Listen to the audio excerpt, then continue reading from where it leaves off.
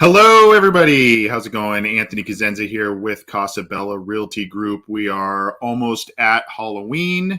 Thanksgiving is around the corner. Christmas is even in the view a little bit here. Especially if you go to some stores, you've got Christmas decorations out, which almost seems to come out right after the back to school stuff, right? So at any rate, happy to be here talking some real estate with you, whether it's the local market, the market in general, as it goes with real estate, the mortgage industry, et cetera. We're leaning on some data that we've received from other industry experts. We've done some homework of our own to bring you all of the up-to-date information so we can be a resource for you as you traverse the market, the real estate market. And as we all know, or we think we know, the real estate market is a little seasonal, and you're seeing some of the things change.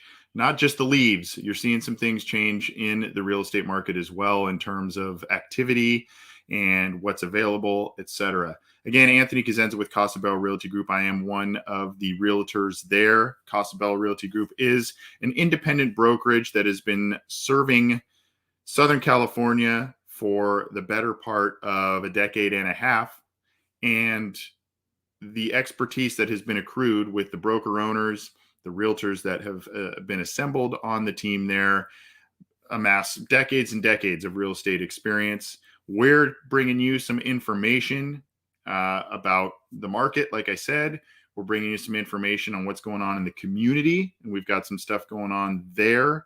So we'll talk about that. And we just want to be a resource of information and a resource for you if you need some form of other assistance in the industry as well. We want to be able to provide that for you. So again, we're going to get into a market update with a lot of data. We're going to give you some information on some things going on in the community and other things, and maybe a little bit of Halloween tips for you as well. And then we'll get you out of here. It's been a little longer than we usually do these, so we've got a lot to get to for sure, but I wanted to make sure that we get everything out there, especially since it's been, I think, almost 2 weeks now since we've taken the air, but we won't be gone away that that long very often, I promise you.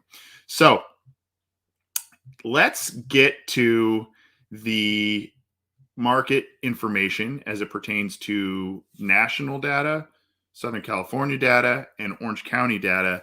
And we're going to get all of that to you along with some folks within the industry, some other outside experts, some homework we have done on some things, and then, of course, just some housing data for you. So let's get to it.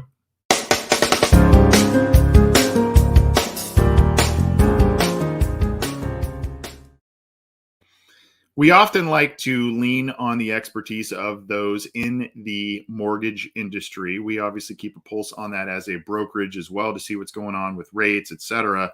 But we also like to get it kind of from the direct source in the mortgage industry, those who have their hands in it every single day, helping a number of clients. And one of our great resources that we like to lean on is Chris Pacheco at Cross Country Mortgage.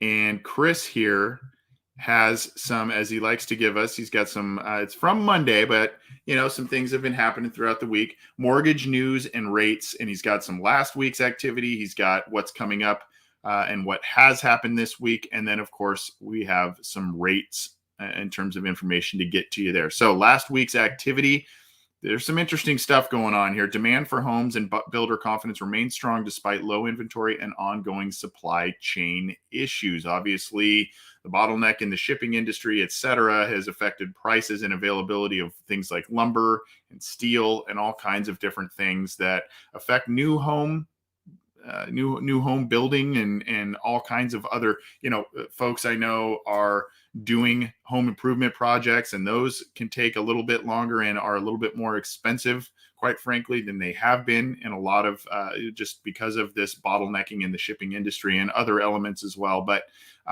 you see here, building permits are down 7.7%. So expect the supply to remain tight. That is some good information there from Chris Pacheco, Cross Country Mortgage. Sales of existing homes have rebounded, rising 7% from the previous month. That's obviously purchases. Their initial jobless claims are falling. There has been a moratorium on the foreclosures and whatnot, so keep an eye on that. 20-year bond auction was met with below average demand, which means investors that the yield will move higher. So the rates will go up based on this 20-year bond auction issue. And you'll see that noted in some of the rates that we will share with you in just a second. Chris also shares some things in terms of items going on this week. Today, meaning Monday, Jerome Powell, who is the Fed chair, stated he wants to allow ample time for the supply chain bottlenecks to be fixed to reduce inflation. Inflation obviously being an issue affecting a lot of different elements in the economy. And Jerome Powell, who is the Fed chair, he wants to make sure that things are weighted out properly in order to make sure that the shipping issues start to kind of get remedied before the inflation issues are properly addressed. Because obviously once that, it's kind of a cause and effect there. Once you fix that issue, obviously the inflation issue becomes a different kind of conversation. Case Shiller and FHFA appreciation reports new home sales, pending home sales, third quarter GDP reading, and personal consumption expenditures, meaning also talking about inflation, have all been released this week, and that info is available out there for you to consume. So some interesting things, and unfortunately a lot of it having to do with the shipping industry, the bottlenecks happening at LA Harbor and other places as well. So this is definitely something to keep an eye on as it pertains to all kinds of different issues here. Here are the rates. Conventional 30-year fixed, 3.327 is the national average. FHA 30-year loan, 3.398%. Jumbo 30-year, 3.283% national average. And a VA 30-year loan, 3.041%. If you've been paying attention to these videos, you will have noticed that is a not a steep climb, but a gradual climb from where rates were earlier this year. So buyers need to be aware of that. They are waiting out the market. They are trying to see when more inventory is available, but there seems to kind of continue to be the hurdles in that waiting process for buyers. I've talked a number of times on these about the scales balancing in terms of the heavy favorite towards the seller. Scales have been balancing a bit, but buyers waiting things out, you can see they're trying to wait out the market and still be able to get a good rate. The issues is the inventory issues are still there. We talked about the shipping issues and what how that's affecting new home building and all kinds of other issues. So there are hurdles that are being placed in front of buyers who are hesitant and are waiting out this market.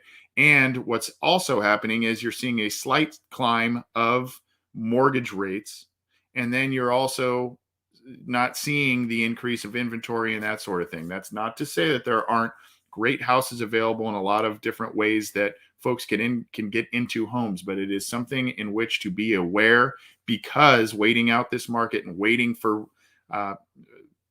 listing prices to drop, sales prices to drop, et cetera. A lot of economic forecasters and real estate economic forecasters are not expecting any kind of fall off the cliff or any kind of bubble being burst or anything. In fact, they're just saying that the home prices will remain steady, if not continue to climb. Now, not as steep as we saw throughout 2021, but it is something to note. And when you look at those rates, some of these, if memory serves, just a couple of months ago, especially in the 30-year realm, those were in the 2.8s, 2.9s in terms of percentage. So still very low rates, and you can take advantage of some great rates there.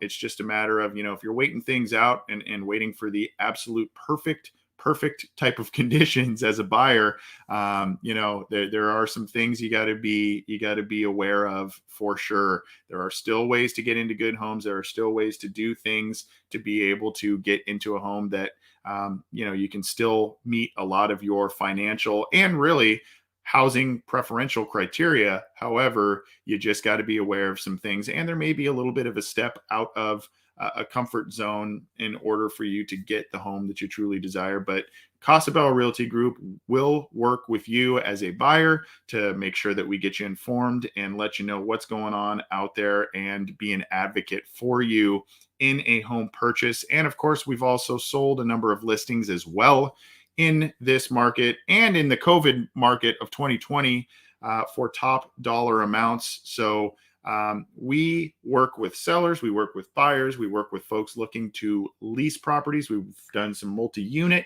stuff, especially as of recently. So investment properties, we run the gamut, but you got to be informed. And that's what we're trying to do, not only in this video, but obviously when we meet with clients and talk about some things, that's what we want to make sure that we provide them with all of the tools to be able to move forward and make a great decision on a home. So Chris Pacheco at Cross Country Mortgage, we thank him for all of this great information. Chris himself, especially with Veterans Day coming up here, he is a veteran in the Marine Corps. So thank you, Chris, for your service, and thank all of the servicemen and women for their service and everything, especially as we get close to Veterans Day. Something to note, Chris works with a number of veterans. So if you are a veteran, he knows how to work all kinds of things with the VA loan system and everything, very knowledgeable. So that is a good resource, particularly if you fall into that category. Also works with a number of other folks that, need a refinance, are not of the veteran population. And we can personally attest to Chris's service, his level of service, his attention to detail, and everything is top notch. So we applaud him, and we applaud what he has done for our clients. Just quickly, here is his contact information. You can see here 909-534-0238 is the direct number. Cristobal.Pacheco at myccmortgage.com, Cristobal.Pacheco at myccmortgage.com. You see the address in Murrieta, California. He does some work down there, particularly with, that kind of being a little closer to the, Camp Pendleton area, etc. But he is also based out of Orange County, does a number of transactions in Orange County. We worked with him. A client of ours needed a refinance. He worked with a client of ours in a refinance in Arizona. And, a lot of different things. Again, a great guy, and a guy who takes very, very good care of his clients and is a wonderful resource for clients. 909-534-0238. Cristobal.Pacheco at myccmortgage.com. Chris Pacheco at Cross Country Mortgage. Give him a shout. Or if you want us to do an introduction of some kind, we would be more than happy to do that. So please let us be the conduit there if we need to be. Let's keep rolling here. I mentioned that we had done a little homework on our own here in terms of the market information, data, and so what we like to provide, we like to lean on the mortgage industry folks for some direct information there. We also like to rely on the folks at Reports on Housing, some great data gathering going on there, and we'll get to that in just a second. We have done a deep dive into the MLS to give you an idea as to what's happening in Orange County as of this week, the week of October 25th through the 29th. Now, this data was pulled Thursday afternoon, so there may be a slight change in some of these numbers based on, as we're recording this live on Friday morning here on the 29th. This was pulled late on Thursday, the 28th, but I think it's still encapsulates a pretty accurate picture as to what is going on here. So let's pull up the video for you to peruse here. You can see here's the 1029 MLS update coming soon. Now, these numbers, as it goes with the slower fall and winter markets, these numbers have dropped as of what happened last week. So 170 coming soon in Orange County, 134 of those coming as of yesterday, Thursday, through 11/7. So over the next week and a half or so, 134 of those are coming active. And then active right now, almost 1,500, 225 of those coming from late last week, October 22nd through November 5th, the end of next week. So 225 of those have been active there, and then active under contract, 1,543, 190 of those since October 25th. So active under contract, meaning they are in the process of being sold, pending, kind of a similar category, 1,715, 38 of those since the beginning of this week. That number has dropped quite a bit.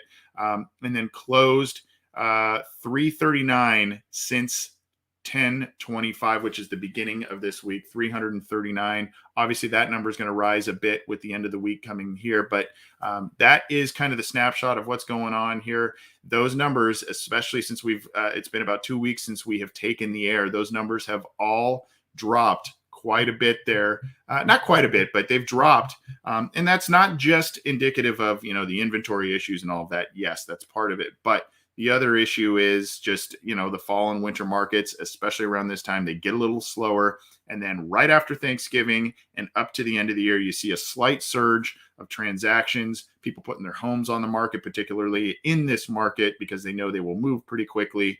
Because for tax purposes and other reasons, folks like to get a transaction in before year's end. So that is something to keep an eye on as it pertains to the market, as it pertains to all kinds of different things going forward. But that is the MLS update, a deep dive into some of the major areas in the MLS and a snapshot as to what's been happening either in the past week, 10 days, or the coming week, 10 days. So interesting stuff there. Hopefully you enjoyed that. Here are some other, as we start to close up the market update, and we'll get to some community stuff in just a second.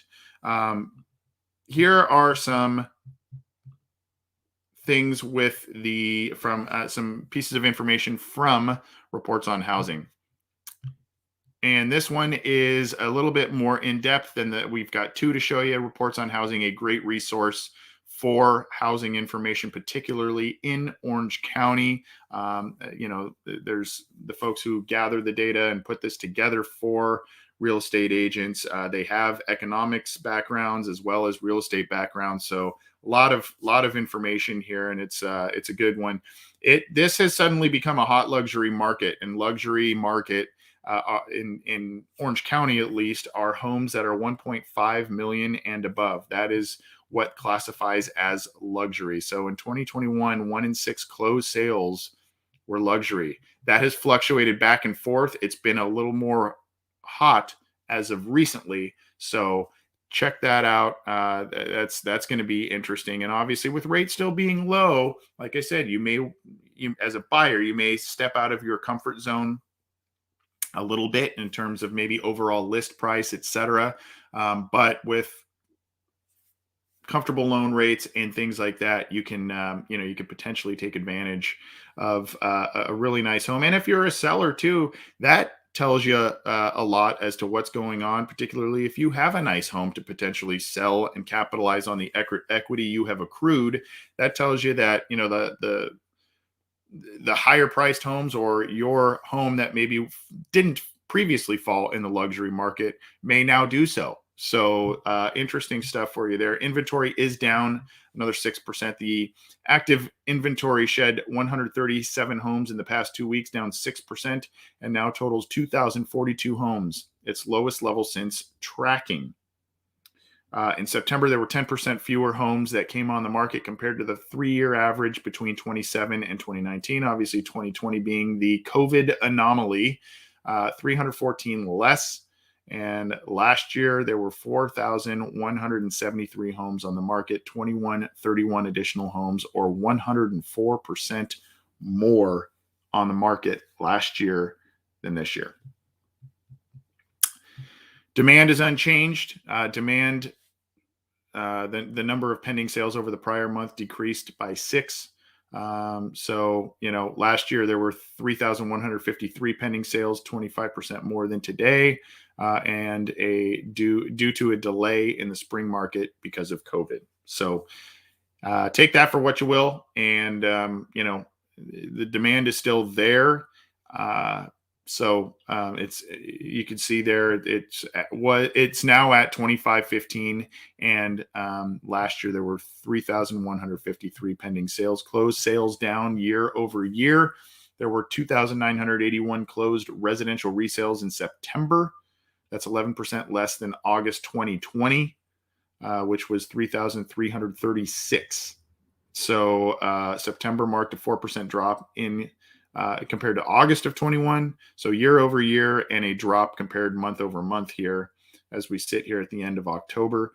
The sales to list price ratio was 100.8% for all of Orange County. Now, that's an interesting statistic because we have seen that number be, now it's not a huge difference, but we have seen that number be at 101%, close to 102% for sales to list price. So that is dropping ever so slightly, especially with the cooler fall winter market here. So check that out. And then again, foreclosures still not being part of at least the Orange County market.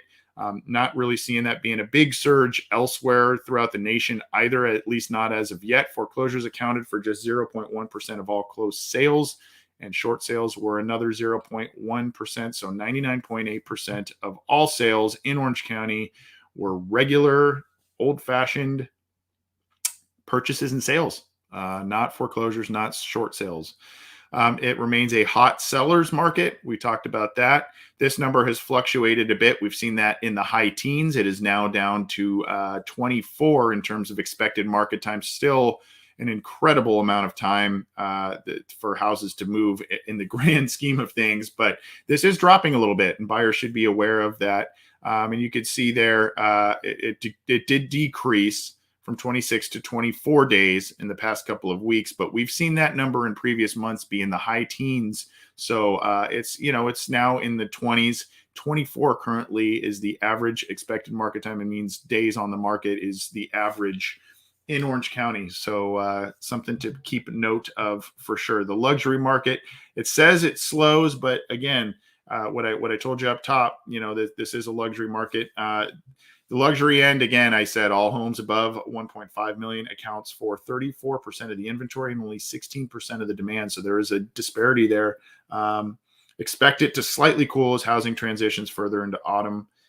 So it won't get hotter, but there could still be opportunities for sellers to capitalize on their equity. Like I mentioned earlier, you may have a home that a couple of years ago was not necessarily eligible to be deemed a luxury market home, but now it could fall into that category. And as a buyer, you may be if you're looking at these luxury homes, you may be stretching out of your comfort zone, your budget comfort zone, if you will. But with the mortgage rates being still low and where they are, and it being a slightly less competitive market in the fall and winter, it could be a good time to negotiate a deal on those homes there. So good stuff from Reports on Housing. One more little graphic here by them and from them. We appreciate their great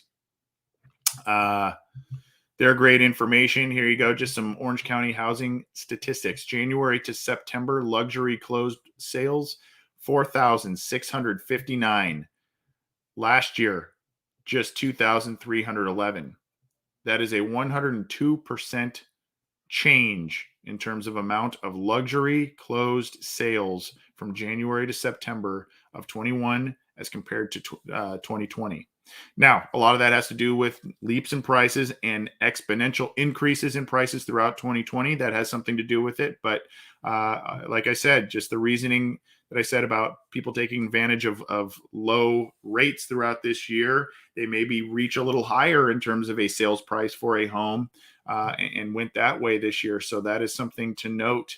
Again, 4,659 luxury closed sales from January to September of 21 as compared to 2,311 from last year. That is a really, really interesting and eye-opening statistic. That is for sure. This next piece of data is going to be a nice transition into what we're going to talk about with the community spotlights and whatnot. And I'm gonna share some different things in the community spotlight, but this is also some good news on a number of different fronts, not only just public health wise, but also just all kinds of things hopefully starting to return to some form of normalcy in terms of the COVID-19 pandemic. I don't really like to necessarily put out a lot of statistics with this, but when it's good news and when we're starting to see some positive things, particularly in the state of California, I do like to relay that. And of course, that has an ancillary effect onto the real estate market and many other facets here. But essentially, just kind of a broad sweeping couple of statistics here. The daily average of reported cases and this is from the beginning of this week, or the middle of this week, rather, it has decreased almost 54% from 2 weeks prior. So the daily average of reported COVID-19 cases in the state of California has decreased almost 54% from the 2 weeks prior in terms of daily averages. And that is great news there. And this is courtesy of a number of different sources, health organizations, et cetera, but relayed to us by the California Association of Realtors. And hospitalizations have plummeted almost 70% over the last 2 weeks on average. So we're seeing some higher, slight upticks in vaccine numbers and all kinds of different things, but I think there are some other there's some more knowledge that's being gained in terms of combating this, and obviously all kinds of other things, people protecting themselves, unfortunately other people have had it and gotten over it, and that has helped their immunity, all kinds of different elements to this. But in all, some very good news, at least from the middle of this week, and the data that they currently have shared comparative to 2 weeks prior, large drops in hospitalizations and reported cases of COVID-19 on average, on daily averages in the state of California. So good news there. Now, what does that mean for the community? Well, we've got a couple of different things, but it really impacts one of the things we're going to touch on, especially with Halloween coming down the pike. So let's transition into highlighting some things in the community.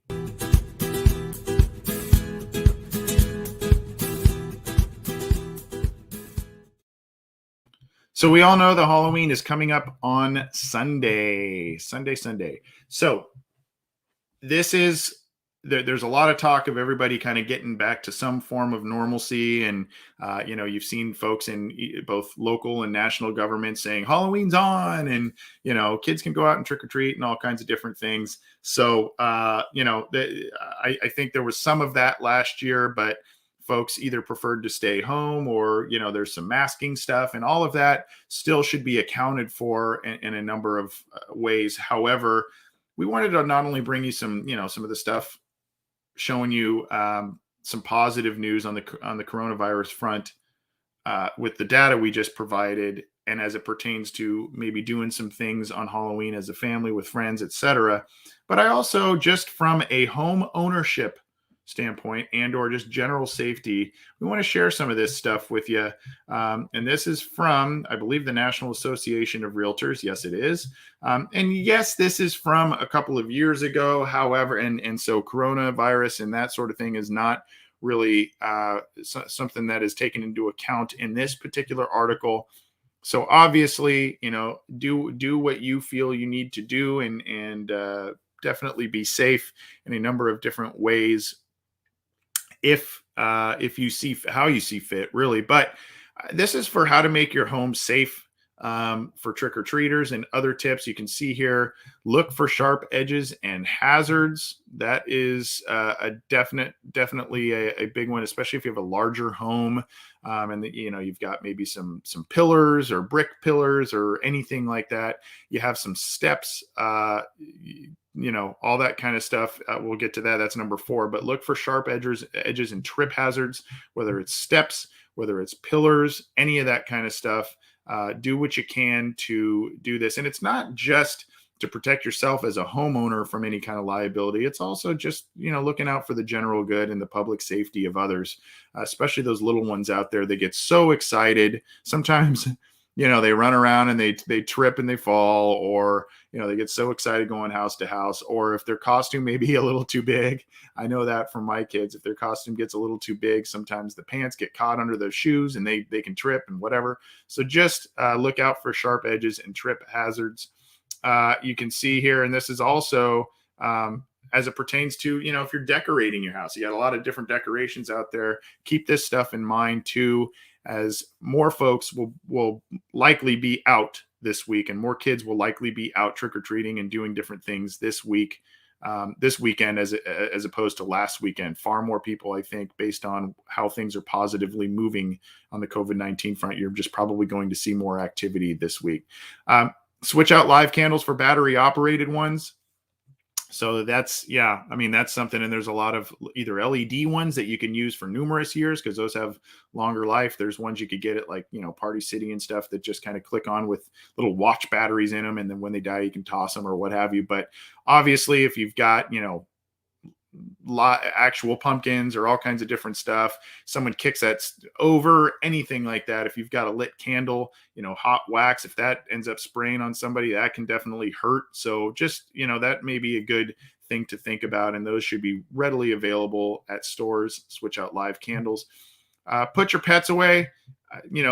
With all the noise, and sometimes people like to use, fireworks or different little things, even on Halloween, that can kind of spook some of your pets, particularly the dogs.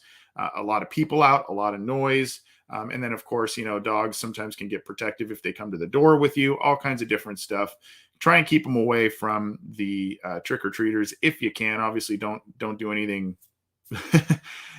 crazy with that, but maybe just kind of keep them in a different area for a little bit, for a couple hours, and obviously keep your eye on them, make sure they're safe. But you want to make sure that the pets are not really doing stuff to the little ones or other folks there, especially if you are a homeowner. And then kind of pertaining to number 1, make sure stairs and pathways are clearly and well lit. Whether that's little solar lanterns on your lawn, or I don't know, different things, but keeping that lit, particularly if you have steps and little stairs and all kinds of stuff to get up to your house, or if you've got a lot of shrubbery and it kind of hides some of your home lighting. Just kind of do what you can to make things are lit. And again, not just for you to avoid a potential issue or liability or whatever, also just general, the general good. Make sure that things are safe for the little ones out there and everybody has a good time out there. You can see here, there's homeowners insurance information on this. If your property is damaged, you probably want to review with your respective homeowners insurance agency or agent to see what happens if there's, maybe some vandalism, if there's any kind of fire or water damage, if someone is injured on your property, all that kind of stuff. But not to scare you, to use a Halloween term, but just to make sure that you are prepared and everybody is safe for the Halloween weekend. Again, people are going to be excited. There's going to be more people out. And of course, with daylight savings coming, etc., you're going to see it getting darker very, very much earlier than the summertime and whatnot. We're going to end on this. And I mentioned earlier on this that we have Veterans Day coming up on, in just about a week and a half from today. It's an important holiday for a lot of different reasons. And, for all of the emotions and different public praise. A lot of us like to give veterans. The sad reality is a lot of these folks need services and need a lot of different help as they re-enter the civilian life, re-enter the civilian communities. And there are a number of different great resources that help these folks. It's why I also highlighted Chris Pacheco, particularly from Cross Country Mortgage this week, and the information he sent over to us, because he is a veteran. He has assisted a lot of veterans on the home purchasing front, but there's many other uh, avenues of assistance that these folks need, be it from the mild side of things and just kind of, hey, I just need a little help here, to a lot of different life services. So what we have decided to do as a real estate brokerage, and what we are very proud to announce, is we have aligned and partnered with a large veterans assistance organization, a nonprofit, and we are engaging in a fundraiser from, if our clients would like to help, if other folks out there, other realtors, whoever would like to assist and help in any way possible, particularly not just because Veterans Day is coming up, but with holidays coming up and everything, getting them the assistance that they need, even if it's just a little bit, with everything that everybody's gone through in the past year and a half. We just felt that it was pretty important to highlight what's going on here. Now, if you follow us on Facebook, if you follow us on Instagram, you will have access to a link that we have provided in this regard. You can see here, this is the page, and the organization that we are highlighting and partnering with is the Gary Sinise Foundation. Gary Sinise, obviously a pretty popular actor in his own right, was, I believe, an Academy Award at least nominee for his portrayal as Lieutenant Dan in the very popular movie Forrest Gump from the mid 90s, and has done some stuff on television, a lot of different things, and a guy that has started a foundation that assists veterans, current servicemen and servicewomen, first frontline responders, all of that. And we are proud as a brokerage to be partnering with them to raise some money. Now, we set a mild goal. I think it's at $2,500 is the goal right now.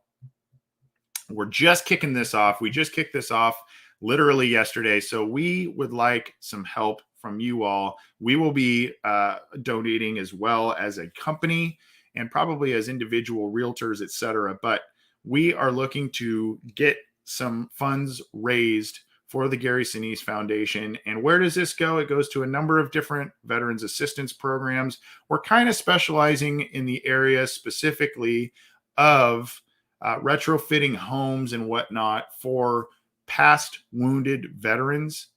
And that is, it kind of aligns with the real estate and home buying, home selling kind of avenue there. But really it goes to a number of different services, ranging from, some other smaller assistance programs that they need, to emotional assistance programs that they need, to, like I said, retrofitting homes, etc. So the link is going to be on our Facebook page. It's on our Instagram page. And really, it's donate.GarySiniseFoundation.org. And then you can go /Casa Bella Realty. Donate.GarySiniseFoundation.org /Casa Bella Realty. And that should take you to the page there. So that is a little bit of what we're doing. We wanted to make folks aware. This isn't a, beat our own chest type of thing with it. We wanted to actually do something in person and whatnot for veterans in the community. We're kind of feeling that, some folks are still a little leery maybe of doing some in-person stuff. And so we still wanted to make an impact of some kind, and we are trying to do so by partnering up with the Gary Sinise Foundation. And we would like your help. We would like your help to assist some great folks who have done a number of things to help our great country, serving in the military, serving as paramedics, police officers, firefighters, those who have already done so as veterans.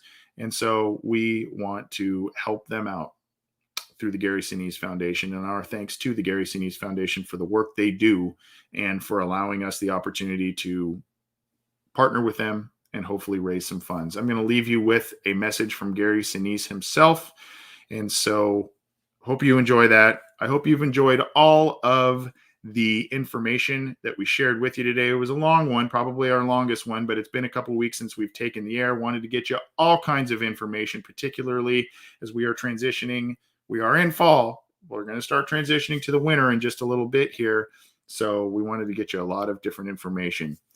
Go to CasaBellaRealtyGroup.com for all of your real estate needs. Contact us directly or hit us up on one of our social media platforms, Facebook, Instagram. We're on there. I'm on LinkedIn. So we are always available to talk with you, let you know what's going on in the market, or just, hey, stop by, say hello, chit chat, all that kind of stuff. Happy Halloween. Happy Veterans Day coming up. Happy Thanksgiving coming up. Can't believe it's all right around the corner. Enjoy this short clip from Gary Sinise on our way out of here. Thanks for listening. Welcome, and thank you for subscribing. I appreciate you joining me on our Gary Sinise Foundation mission of service to our nation's service members, veterans, first responders, their families, and those in need through our many programs and initiatives. At GSF, we serve our nation by honoring the men and women who answer the call to duty. Freedom and security are precious gifts that we as Americans should never take for granted. We must do all we can to extend our hand in times of need to those who willingly sacrifice each day to provide that freedom and security. Our programs and initiatives at the Gary Sinise Foundation have made a positive difference, improving lives and lifting spirits across the nation. But there is more work that we can do to give back to these brave defenders and their families. They deserve so much, and I believe, while we can never do enough to show gratitude and to give something back to them for all they sacrifice in service to our country, we can always do a little more. So please continue to follow us on our journey and stay up to date on the impact we make year-round. I highly recommend visiting the website, viewing our many great videos on YouTube, and following us on all our social media channels. And again, thank you for your interest in getting to know more about the Gary Sinise Foundation. I look forward to serving alongside you on this mission of service to our defenders. Thank you.